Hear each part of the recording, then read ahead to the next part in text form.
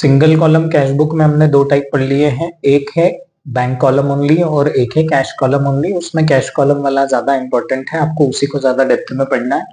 Only bank वाला थोड़ा सा चांस कम है आपको एग्जाम में पूछा जाए। सबसे इंपॉर्टेंट जो कैश बुक का टाइप है वो है double column cash book with cash and bank column. Double column cash book में मैंने आपको तीन टाइप अलग अलग बताए थे कि एक आपके पास ऑप्शन होता है कि आप कैश एंड बैंक दो कॉलम बना लें, एक ऑप्शन है आपके पास कैश एंड डिस्काउंट का, और एक ऑप्शन है हमारे पास cash and bank and discount का। तो उसमें से जो सबसे इंपॉर्टेंट वाला है वो कैश और बैंक वाला है। सबसे पहले फॉर्मेट सिर्फ आपके सिंगल कॉलम कैश बुक और डबल कॉलम कैश बुक में एक ही कॉलम का फर्क आ रहा है कि यहाँ पर आपने एक कॉलम बनाया था अमाउंट का, अब यहाँ पर दो कॉलम आ गए, एक कैश का है और एक बैंक का है। तो कुल मिलाकर आपके डेबिट साइड 6 कॉलम हो गए, क्रेडिट साइड 6 कॉलम हो गए। Date, receipts, voucher number, LF. Cash और बैंक दो अलग अलग हैं, ठीक है। अब यहाँ पर अगर हम देखें, सबसे पहले तो आपको क्वेश्चन जो दिया रहेगा उसमें सबसे मेन चीज आपको क्वेश्चन में शुरुआत में जो ओपनिंग बैलेंस दिया रहेगा, अगर आपको सिर्फ कैश का बैलेंस दिया गया है तो आप सिर्फ कैश का बैलेंस लिखें टू बैलेंस बीडी करके।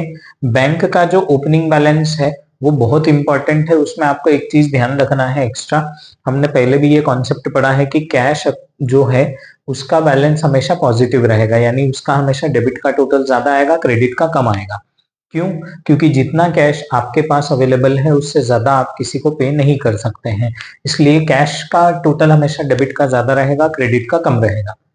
वहीं अगर आप बैंक अकाउंट की बात करें या बैंक के कॉलम की बात करें तो बैंक का जो कॉलम है उसका डेबिट का टोटल भी हायर हो सकता है, क्रेडिट का टोटल भी हायर हो सकता है। क्यों? क्योंकि जब हमारे पास पॉजिटिव बैलेंस है तो डेबिट का टोटल ज्यादा होगा, रिसीट्स का टोटल ज्यादा होगा। लेकिन कभी कभी हम बैंक से एक फैसिलिटी अवेल कर लेते हैं ओवरड्राफ्ट की, तो उस केस में होता यह है कि हमारा बैंक अकाउंट का बैलेंस नेगेटिव चला जाता है, यानी हमारे पास जितना अवेलेबल बैलेंस है उससे ज्यादा पेमेंट्स कर पाते हैं हम ओवरड्राफ्ट फैसिलिटी में। तो ये आपको ओपनिंग और क्लोजिंग दोनों बैलेंस में ध्यान रखना है कि कैश का हमेशा डेबिट का टोटल ज्यादा रहता है तो कैश बैलेंस डेबिट में आता है, लेकिन जो बैंक बैलेंस है ओपनिंग बैलेंस उसका डेबिट भी हो सकता है, क्रेडिट भी हो सकता है, इवन क्लोजिंग बैलेंस भी उसका डेबिट या क्रेडिट दोनों हो सकता है। तो क्वेश्चन में हमको पता कैसे चलेगा कि हमको बैलेंस कैसे लिखना है? तो देखिए, कैश का तो हमेशा पॉजिटिव बैलेंस है, यानी आपको टू बैलेंस बीडी ही लिखना है। बैंक के मामले में ये चीज ध्यान रखें कि दो वर्ड्स ऐसे हैं जिससे आपको हिंट मिलेगी कि वो क्रेडिट बैलेंस की बात कर रहे हैं। जैसे आपको सिर्फ बैंक बैलेंस वर्ड लिख के देते हैं तो उससे कोई फर्क नहीं पड़ता, हम अगर बैंक बैलेंस शब्द हमको कोई भी बताता है तो हम पॉजिटिव बैलेंस ही मानते हैं उसको, वो डेबिट में ही आ जाएगा। आपको दो शब्दों से समझना है कि क्रेडिट में कब लिखना है बैंक बैलेंस को, ओपनिंग को। या तो आपको बैंक अकाउंट का बैलेंस दिया हुआ है क्रेडिट बैलेंस, उसके ब्रैकेट में लिखा गया है क्रेडिट बैलेंस, या तो फिर आपको कहा गया है ओवरड्राफ्ट वर्ड। बैंक ओवरड्राफ्ट अगर दिया है या बैंक बैलेंस ब्रैकेट में क्रेडिट बैलेंस दिया हुआ है तो आपको फिर उसको बाय बैलेंस बीडी लिखना पड़ेगा, आप उसको डेबिट में नहीं लिखेंगे। तो ये एक सिचुएशन है इंपॉर्टेंट कि आपको ये करना पड़ेगा। उसके अलावा दूसरी चीज ये है कि बिजनेस अगर स्टार्ट करने से वो आपको क्वेश्चन दे रहे हैं, है ना, मैंने आपको पहले भी बोला था सिंगल कॉलम कैश बुक में भी कि ये दोनों में से कोई एक सिचुएशन दी रहेगी आपको क्वेश्चन के शुरुआत में, या तो वो आपको ओपनिंग बैलेंस दे देंगे या business started with cash and bank जो भी देना है वो दे देंगे। अगर business started with cash and bank दिया है, मान लीजिए cash 1 lakh, bank balance 2 lakh, इसके साथ हमने बिजनेस स्टार्ट किया है, तो यहाँ पर आप टू बैलेंस बीडी कैश का अमाउंट कैश में और बैंक का कॉलम जो अमाउंट है वो बैंक के कॉलम में लिख देंगे, ठीक है। अगर सिर्फ कैश से शुरू किया है या सिर्फ बैंक बैलेंस से शुरू किया है तो फिर आपको कॉलम वाइज उसका ध्यान रखना है कि कहाँ लिखना है, ठीक। उसके बाद बात आती है कैश सेल, कैश परचेज की, यानी goods purchased for cash, goods sold for cash, है ना। तो अगर आपने गुड्स खरीदे हैं तो अमाउंट जा रहा है, पैसा कैश जा रहा है, तो आप उसको बाय परचेसेस अकाउंट लिखेंगे। लेकिन अगर आपने पेमेंट चेक से किया है तो वो अमाउंट आ जाएगा बैंक के कॉलम में, यानी पेमेंट आपने कैसे किया है वो सिर्फ कॉलम को चेंज करेगा, एंट्री उसी नाम से होगी, बाय परचेसेस अकाउंट के नाम से। अगर आपने कैश में पे किया है तो कैश के कॉलम में लिखना है, चेक से पे किया है तो बैंक के कॉलम में लिखना है।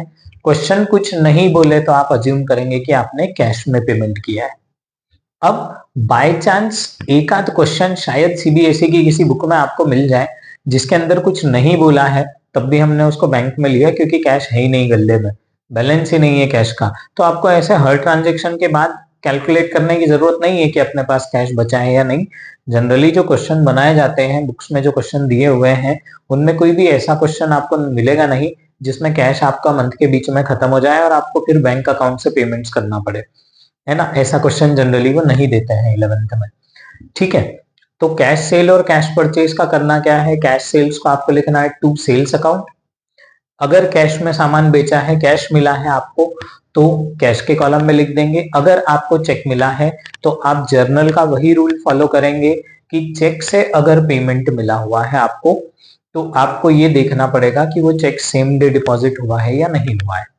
अगर वो चेक सेम डे डिपॉजिट हुआ है तो आप टू सेल्स अकाउंट लिखकर बैंक के कॉलम में लिख देंगे। और अगर वो चेक सेम डे डिपॉजिट नहीं हुआ है, सामान आपने बेचा, आपको चेक मिल गया लेकिन वो चेक सेम डे डिपॉजिट नहीं हुआ, तो उस चेक की एंट्री जर्नल प्रॉपर में जाएगी, ना कि कैश बुक में। जर्नल प्रॉपर में एंट्री क्या होगी उसकी, तो उसकी एंट्री होगी cheque in hand account debit to sales account. अगर सामान बेचा है कैश में, चेक मिला है आपको, है ना, क्रेडिट पे नहीं बेचा है, कैश में बेचा है और चेक मिला है आपको, तो वो चेक अगर डिपॉजिट नहीं हुआ है तो वो एंट्री जर्नल प्रॉपर में जाएगी, ठीक है। अगर सेम डे डिपॉजिट हो गया तो आप टू सेल्स अकाउंट करके बैंक के कॉलम में उसको लिख देंगे, ठीक। उसके अलावा कई बार ऐसा एक ट्रांजेक्शन बुक्स में दिया होता है कि हमने 10,000 के गुड्स बेचे हैं कैश लेकर और 5,000 के गुड्स बेचे हैं चेक लेकर, और ये पूरा हम बैंक में जमा करके आ गए, कैश भी जमा कर दिया और वो चेक भी जमा कर दिया। तो आपको फिर उस दो चीज की अलग अलग एंट्री करने की जरूरत नहीं है।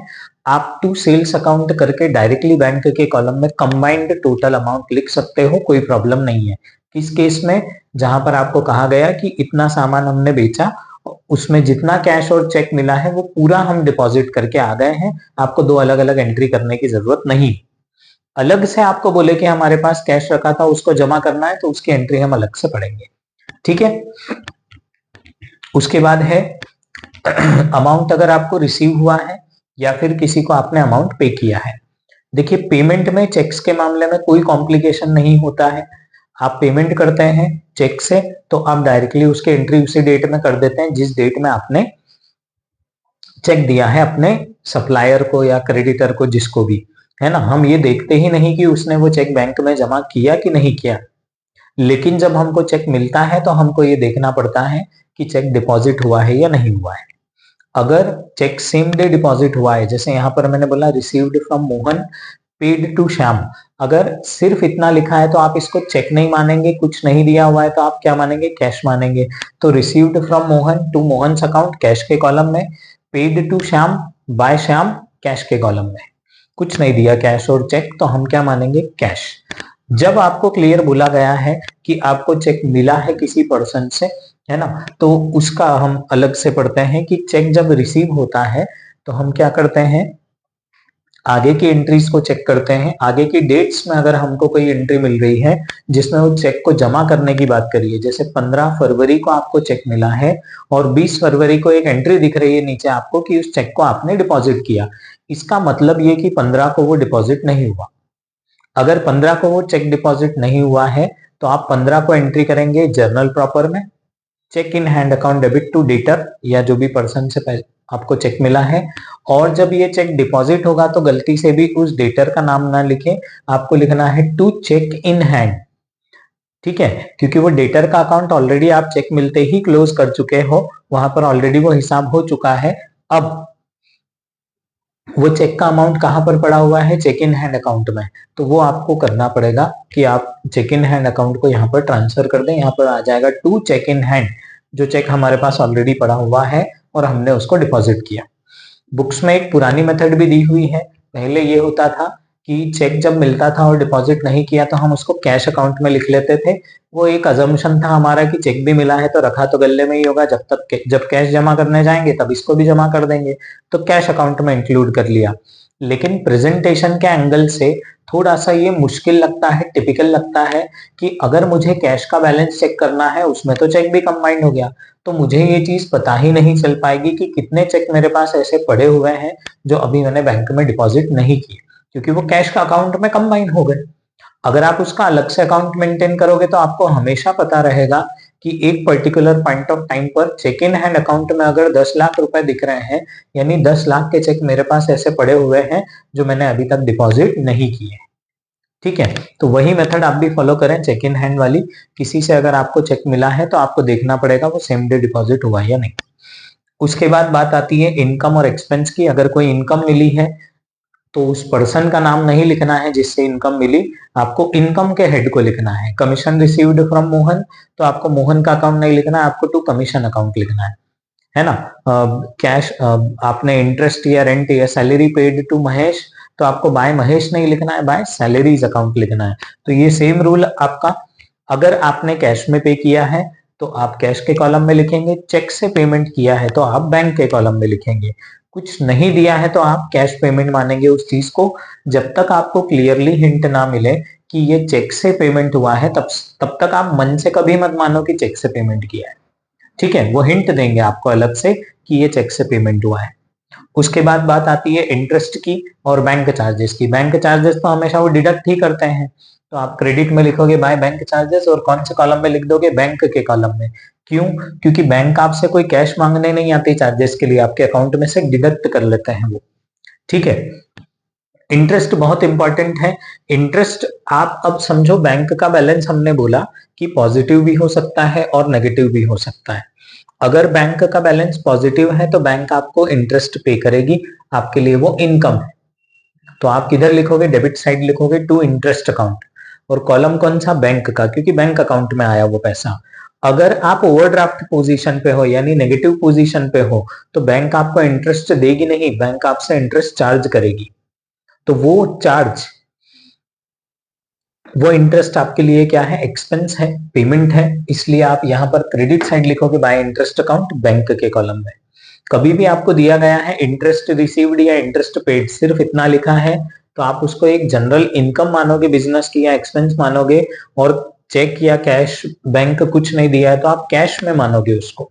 ठीक है, तो ये दो चीजें याद रखें, बैंक अगर इंटरेस्ट दे रही है तो इनकम है, रिसीट है, डेबिट साइड आएगा, और बैंक अगर इंटरेस्ट चार्ज कर रही है तो क्रेडिट में आएगा, कैश बुक में। दोनों ही केस में कॉलम आपको बैंक का ही यूज करना है। उसके बाद बात आती है फिक्स्ड एसेट्स की। फिक्स्ड एसेट जब आप परचेज करते हो तो आप उसमें एक चीज ध्यान रखते हो कि उसको रेडी टू यूज बनाने तक के सारे एक्सपेंस उसकी कॉस्ट में ऐड होंगे, यानी उसके सेपरेट अकाउंट में जाएंगे। अब जब भी आप सेपरेट अकाउंट प्रिपेयर कर रहे हो, मशीनरी अकाउंट प्रिपेयर कर रहे हो, मशीन खरीदी बाय मशीनरी लिख दिया आपने, लेकिन मशीन को लाने का खर्चा, मशीन को इंस्टॉल करने का खर्चा, ये सब भी मशीनरी अकाउंट में ही जाने वाले। तो ये जो आप मशीनरी परचेज कर रहे हो उसको आप बाय मशीनरी लिखोगे, और उसके इंस्टॉलेशन चार्जेस भी किस नाम से लिखना है, बाय मशीनरी अकाउंट के नाम से ही लिखना है। गलती से इंस्टॉलेशन चार्जेस या वेजेस वगैरह उसको लाने की वो अकाउंट ना लिख दें। ठीक है, ये आपको हर जगह याद रखना है, जर्नल में भी याद रखना है और यहाँ पर भी। उसके बाद बात आती है cash withdrawal for personal use. अगर गले में से कैश निकाला तो आप लिख देंगे बाय ड्राइंग्स, और कैश के कॉलम में अमाउंट लिख देंगे। बैंक अकाउंट से पर्सनल यूज के लिए निकाला तो आप लिख देंगे बाय ड्राइंग्स अकाउंट, और बैंक के कॉलम में लिख देंगे। दोनों से एक साथ निकाला है, अगर 500 रुपए कैश से निकाल लिए, 1000 रुपए बैंक से निकाल लिए, तो जर्नल एंट्री क्या होने वाली है, drawings account debit to cash to bank. ठीक है, तो यहां पर क्या हो जाएगा, बाय ड्राइंग्स लिख देंगे, जितना कैश निकाला वो कैश के कॉलम में, जितना अकाउंट से निकाला वो बैंक के कॉलम में आएगा। ठीक है, तो ये आपकी ड्राइंग्स हो जाएगी। अब ड्राइंग्स के कई सारे दूसरे तरीके भी हमने पढ़े हैं। हमने बोल दिया कि ओनर ने रेसिडेंट, प्रोपराइटर के रेसिडेंट का रेंट चेक से पे किया, तो क्या लिखेंगे आप, बाय ड्राइंग्स, और चेक से पेमेंट किया इसलिए बैंक अकाउंट। इनकम टैक्स वगैरह, लाइफ इंश्योरेंस प्रीमियम, बहुत सी चीजें हमने पढ़ी हैं ऐसी जिसके पर्सनल यूज के कारण हम उसको ड्राइंग अकाउंट के नाम से लिखते हैं। ठीक है। अब इसके बाद बात आती है आपकी चेक के एंडोर्समेंट की और डिसऑनर की। चेक का एंडोर्समेंट मतलब क्या? मैं मान लीजिए कि अपने बिजनेस में बहुत सारे ऐसे मेरे डेटर हैं जो मुझे चेक से पेमेंट करते हैं। अब किसी डेटर ने मुझे एक चेक दिया और मेरे डेटर का नाम है मान लीजिए अमर, और मुझे ये पैसा साहिल को देना है ना। तो मैंने क्या किया, अमर से जब चेक मिला डिपॉजिट नहीं किया, तो एंट्री क्या हुई, cheque in hand account debit to Amar's account. और ये चेक मैंने कैश करवाने के बजाय, मेरे को पेमेंट करना था साहिल को, तो मैंने ये चेक साहिल को दे दिया। एंट्री हो जाएगी Sahil account debit to cheque in hand. देखिए आजकल ये वाले चेक चलते नहीं है, ज्यादातर अकाउंट पे ही चेक चलते हैं। ये जो मैं जिस चेक की बात कर रहा हूँ ये बेयरर चेक है, कि उसने नाम नहीं लिखा था, अपना सेल्फ चेक दे दिया था, तो मैंने उसको ट्रांसफर कर दिया, है ना। तो ये चेक ट्रांसफर होने की एंट्री कैश बुक में आती ही नहीं है। क्यों? क्योंकि चेक जब आया तब एंट्री क्या हुई, cheque in hand account debit to Amar, और ये चेक मैंने साहिल को दे दिया, तो एंट्री क्या हो गई, Sahil debit to cheque in hand. ना कैश में पैसा आया ना बैंक में पैसा आया, this is just transfer entry. तो वो कहाँ चली जाती है, जर्नल प्रॉपर में। ये याद रखें कि चेक का एंडोर्समेंट कैश बुक में रिकॉर्ड नहीं होता है। ठीक, उसके बाद बात करते हैं डिसऑनर की। डिसऑनर का मतलब चेक बाउंस होना। किसी भी रीजन से अगर आपका चेक बाउंस हुआ है तो बैंक क्या करेगी, आपको इन्फॉर्म करेगी कि जो चेक आप जमा करके गए थे वो क्लियर नहीं हुआ, है ना।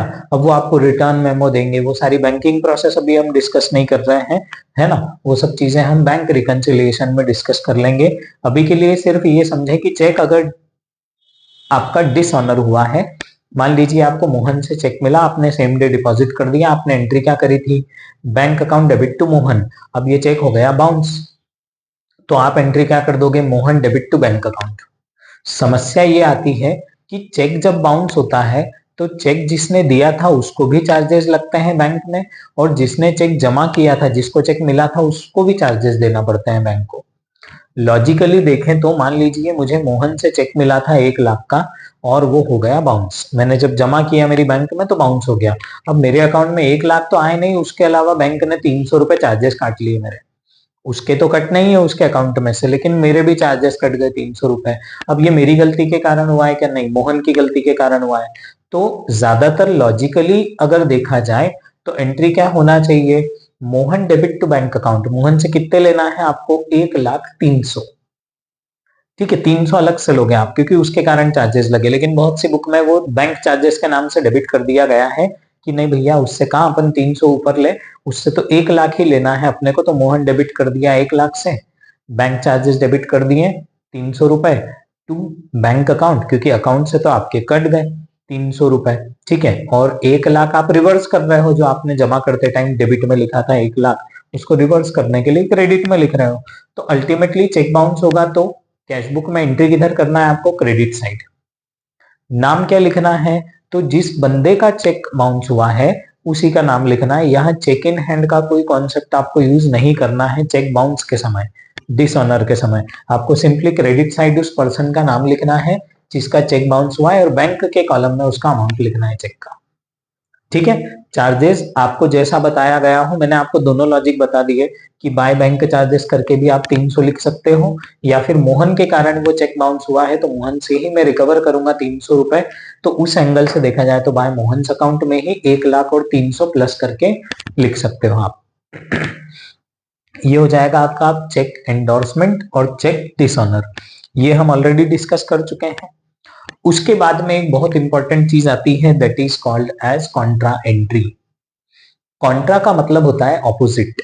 अब यहां पर इस एंट्री का काम क्या है तो समझिए।